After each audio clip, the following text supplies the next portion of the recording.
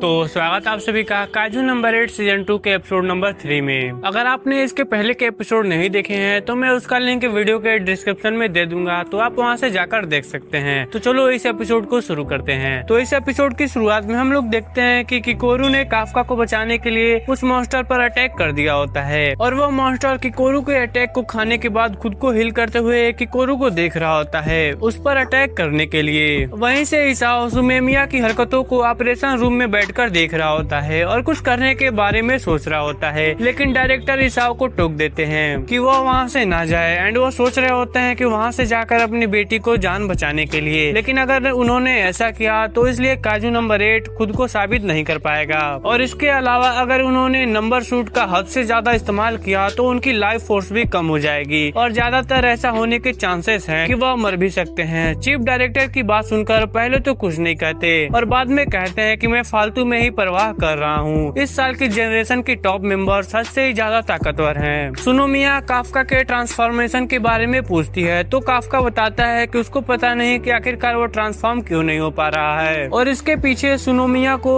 काजू नंबर 9 का हाथ लगता है। तभी काजू नंबर 9 अपने कई सारे आर्गन से उन दोनों पर शूट कर देता है। सुनोमिया और काफका उसके अटैक को देख के हैरान हो जाते हैं और वह भी काफी तेजी के साथ उसके अटैक को डॉज कर लेते हैं। सुनोमिया काफका से कहती है कि वह काजू नंबर 9 पर एक दमदार अटैक करने वाली है और जैसे ही काजू नंबर 9 अपने आप को संभाल रहा होगा तो तभी काफका खुद को ट्रांसफॉर्म कर लेना, क्योंकि इस अटैक से काजू नंबर 9 का ध्यान पूरा भटक जाएगा। काफका सुनोमिया को यस रोजर कहता है और सुनोमिया बताती है कि यह उसको कहने में अच्छा नहीं लग रहा, लेकिन उसको काजू नंबर 8 की पावर्स की जरूरत है। फिर काफका सुनोमिया अलग अलग डायरेक्शन में भाग जाते हैं काजू नंबर 9 को कंफ्यूज करने के लिए और उन दोनों की हरकतों को देखकर काजू नंबर 9 अपनी बॉडी को 2 हिस्सों में बांट देता है और सबसे पहले वो काफका के ऊपर अटैक करके उसको घायल कर देता है और सुनोमिया के ऊपर भी वह शूट करता है, लेकिन सुनोमिया अपने बड़े से एक्स से उसके अटैक को डॉज कर लेती है और एकदम से काजू नंबर 9 अपने एंड को किसी दीवार के ऊपर चढ़ाकर सुनोमिया के ऊपर शूट कर देता है और वह शूट सुनोमिया के ऊपर लग भी जाती है। काजू नंबर 9 को लगता है कि उसने सुनोमिया को निपटा दिया, लेकिन तभी सुनोमिया काफी तेजी के साथ उस मॉन्स्टर के पास पहुंच जाती है और एक ही बार में उस मॉन्स्टर के सभी हेड्स को काट देती है। सुनोमिया हर बार हारने से परेशान हो जाती है, लेकिन इस बार वह काजू नंबर 9 को अपने हाथों से जाने नहीं देगी और सभी लोगों को बचाएगी और वह कई बार काजू नंबर 9 पर अटैक करती है और उसी वक्त काजू नंबर 9 भी उसके अटैक को डॉज कर रहा होता है। डायरेक्टर सुनोमिया के इस तरीके की लड़ाई को देखकर इम्प्रेस होते हैं। उन्होंने बचपन से ही सुनोमिया को देखा था और तब से लेकर अब तक सुनोमिया काफी ज्यादा इम्प्रूव कर चुकी है और इस बात का एहसास कहीं ना तो कहीं इसाओ को भी होता है।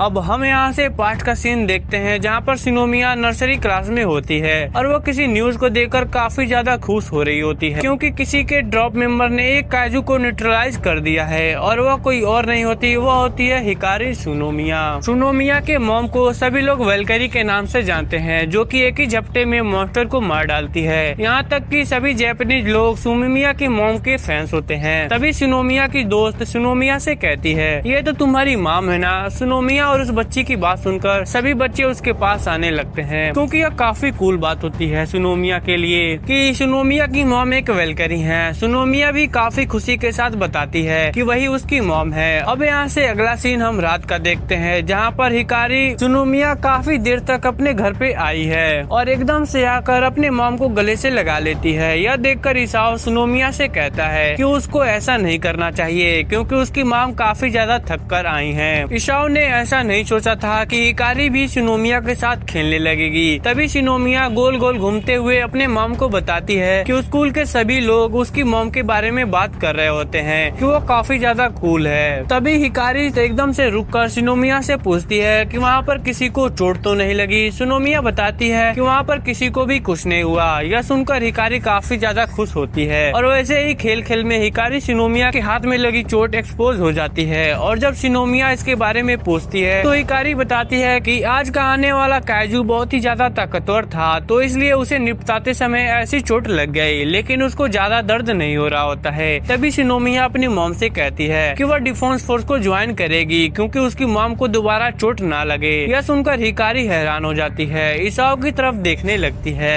लेकिन वो तो खुद भी ज्यादा हैरान होता है। तभी वो स्माइल देते हुए सुनोमिया के सर पर हाथ रखते हुए कहती है कि जब भी शिनोमिया को कोई भी दिक्कत होगी तो उसकी मॉम उसको बचाने के लिए आएगी। अब अगले ही पन्ने में हम देखते हैं कि हिकारी शिनोमिया की मौत हो जाती है काइजू नंबर 6 को न्यूट्रलाइज करने के दौरान, और उसकी शोक सभा में सेकंड डिवीजन के सभी लोग वहाँ पर मौजूद थे। वहाँ पर इसाओ और किकोरू भी थे, जो कि अपने में ही काफी ज्यादा हैरान थे। और किकोरू अपने मन में सोचती है कि वह झूठी थी, उसने अपनी मॉम से झूठा वादा किया कि वह उनको बचाएगी, लेकिन वह उनको बचा नहीं पाई और इसके लिए शिनोमिया अपनी मॉम से माफी मांगती है। लेकिन तभी शिनोमिया की नजर जब इसाओ पे पड़ती है तो वह काफी रेज के साथ वहाँ पर बैठ जाता है और उसकी आंखें साफ साफ बता रही होती हैं कि उसको इस चीज पर यकीन नहीं हो रहा होता है कि उसकी जो वाइफ है वो इस टाइम पर मर चुकी हैं। और यही सोचकर जो इसाओ होता है वो काफी ज्यादा गुस्सा हो रहा होता है। अपने फादर को देखने के बाद शिनोमिया अपनी आंखें पोंछती है और अपने अंदर ही कसम खाती है कि अगर वो अपनी मॉम को नहीं बचा पाई तो वह किसी भी युद्ध क्षेत्र में किसी भी कमांडर को अपनी आंखों के सामने मरने नहीं देगी। जब शिनोमिया अपने एक्स का इस्तेमाल करके उसके सारे हाथों को काट देती है तो वो मॉन्स्टर चीटी के सर वाले हार्गन से अपने हाथ को रिजनरेट करके उस पर शूट करने वाला होता है। शिनोमिया यह देख के हैरान हो जाती है कि चीटी के सर को क्या हुआ। ऑपरेशन रूम के ये जो लोग होते हैं उस मॉन्स्टर के सरप्राइज अटैक को देखकर हैरान हो जाते हैं और इस पर बिना किसी रिएक्शन के शिनोमिया के लड़ाई के अंदाज को देख रहे होते हैं। तभी काफका अपने पार्सल ट्रांसफॉर्मेशन से चीटी के पैर पर एक जोरदार लात मारता है, जिससे जो चीटी होती है वहीं पर लड़खड़ा कर गिर जाती है और अपनी पूरी ताकत से लात मारने से काफका का जो पैर होता है वह भी टूट जाता है। और इस मोमेंट का फायदा उठाते हुए शिनोमिया बड़े से एक्स के साथ आती है और उस मॉन्स्टर को 4 हिस्सों में काट देती है। काफका भी वक्त ना बर्बाद करते हुए खुद को ट्रांसफॉर्म करने लगता है और जब वो अचानक से खुद को ट्रांसफॉर्म करने की कोशिश करता है तो वह अचानक से किसी अंधेरी जगह पहुंच जाता है, जहां पर उसके ठीक पीछे एंट मॉन्स्टर उसको निगल लेता है, जिससे वो मॉन्स्टर एंट की बॉडी में एक ही बार ट्रांसफॉर्म हो जाता है और वो देखता है कि इसने शिनोमिया के सीने में हाथ डालकर उसको मार दिया है। और साथ ही में इचिकावा मिनाहोशी सभी लोगों को काफका के काइजू नंबर 8 की बॉडी में आकर मार दिया है। यह देखकर काफका खुद को भी यकीन नहीं कर पा रहा होता है। उसके जो हाथ होते हैं अपने ही कमांडर के खून से सने हुए होते हैं और उसके बाद वो काफी बुरी तरीके से चिल्लाता है। लेकिन हम देखते हैं कि यह तो सिर्फ एक काफका का एक भयानक सा सपना था और वो काइजू नंबर 8 की बॉडी में ट्रांसफॉर्म नहीं हो पाता।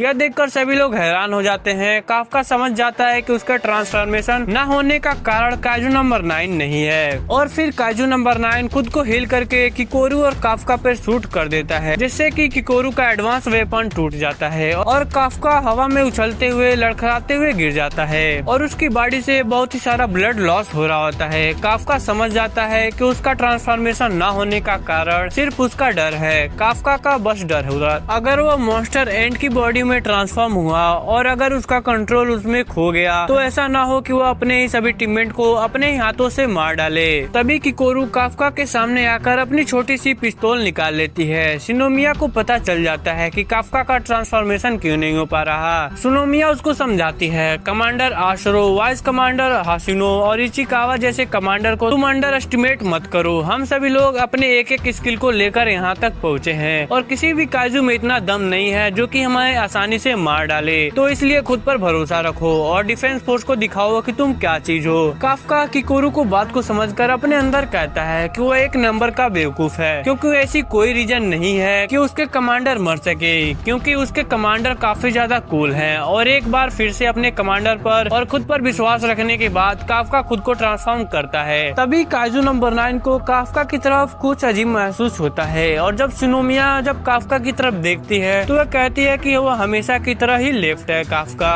और हम देखते हैं कि जो काफका होता है वो खुद को ट्रांसफॉर्म कर लिया होता है और इस टाइम पर वह काइजू नंबर 8 की बॉडी में होता है। अब यहाँ से हम लोग अगला सीन वाइस कैप्टन हाशिगावा को देखते हैं, जहाँ पर उनकी प्लेटून को एंट मॉन्स्टर के साथ डील करने में दिक्कत हो रही होती है। सभी टॉप मेंबर्स को इस समय किसी ऐसी चीज की जरूरत थी जिससे वो एंट मास्टर से डील कर पाए। तभी इंफॉर्मेशन मिलती है कि न्यूट्रलाइज जोन के वेस्टर्न रीजन के अंदर काइजू नंबर 8 अपीयर हुआ है और जब सभी मेंबर्स को इसके बारे में इंफॉर्मेशन मिलती है तो ऑपरेशन को किसी दूसरे तरीके से चलाते हैं और शिनोनिम को लगता है कि शिनोमिया को वहाँ भेजना एक अच्छा फैसला था। काफका मॉन्स्टर की तरफ आगे बढ़ने लगता है और मॉन्स्टर काफका से कहता है कि वह उसको जानता है, वह काइजू नंबर 8 है जिसने उससे पहले डिफीट किया था। तभी काइजू नंबर 9 चिल्लाते हुए सभी मॉन्स्टर की तरफ एक सिग्नल भेजता है और इस सिग्नल से जितने भी वहाँ वहाँ पे मॉन्स्टर थे वे सभी रीजनरेट होकर खड़े हो जाते हैं। जिस एंट मॉन्स्टर के ऊपर काजू नंबर 9 था उसके ऊपर काजू नंबर 9 अपने 2 बड़े आर्गन्स निकाल लेता है। यह देखकर शिनोमिया भी हैरान होती है कि काजू नंबर 9 लड़ते लड़ते विकसित हो रहा है। काफका शिनोमिया के कंधे पे हाथ रखकर उसको थैंक्स कहता है क्योंकि उसने उसकी एक बहुत बड़ी प्रॉब्लम सॉल्व करी है और अब काफका अपने कॉमरेड और 100% ट्रस्ट कर सकता है। लेकिन काफका पूछता है कि शिनोमिया अगर तुम बुरा मत मानो तो क्या तुम उस मॉन्स्टर को संभाल सकती हो। शिनोमिया अपना बेस्ट दिखाते हुए सभी मॉन्स्टर को मारने के लिए तैयार हो जाती है और काफका भी मॉन्स्टर 9 को तरफ देखते हुए शिनोमिया को कहता है, शिनोमिया अपना बेस्ट दिखाना, मैं इस खोपड़ी वाले को नहीं छोड़ूंगा। यह कहते हुए काफका मॉन्स्टर 9 की तरफ बढ़ने लगता है। तभी उसके रास्ते में 2 एंट मॉन्स्टर आती हैं जिनको शिनोमिया मारकर काफका का रास्ता साफ कर देती है। तभी काजू नंबर 9 देखता है कि उसकी तरफ काजू नंबर 8 काफी तेजी से आ रहा है। तभी वो जमीन से कुछ आर्गन बाहर निकालकर काजू नंबर 8 को पकड़ लेता है और जो बड़े आर्गन उसे रीजनरेट करके निकाला था वह उससे एक सरप्राइज अटैक बनाता है। काजू नंबर 9 को लगता है कि वो काजू नंबर 8 को काफी आसानी से मार देगा, लेकिन तभी काफका काफी तेजी के साथ गुजरता है और उसके हाथों में एंट मॉन्स्टर का कोर होता है। और ऐसे काफका ने इसलिए किया जब वो किकोरू के साथ मिलकर काजू नंबर 9 से लड़ रहा था तो उसको लड़ाई के दौरान लगता है कि काजू नंबर 9 का कोर एरिया मॉन्स्टर के अंदर है। काफका की बात सुनकर काजू नंबर 9 को काफी ज्यादा गुस्सा आता है और वो उसके ऊपर अपने कई सारे अटैक को शूट करता है। काफका भी उन सभी अटैक्स पर पंच मारकर खुद को बचा लेता है, लेकिन इस बार काफका यह भी कोशिश कर रहा होता है कि वह काजू नंबर 8 की बॉडी पर काबू बनाए रखे। तभी काफका के दिमाग में एक प्लान आता है और वह वहाँ से भागने लगता है और साथ ही मॉन्स्टर 9 पीछे से शूट कर रहा होता है।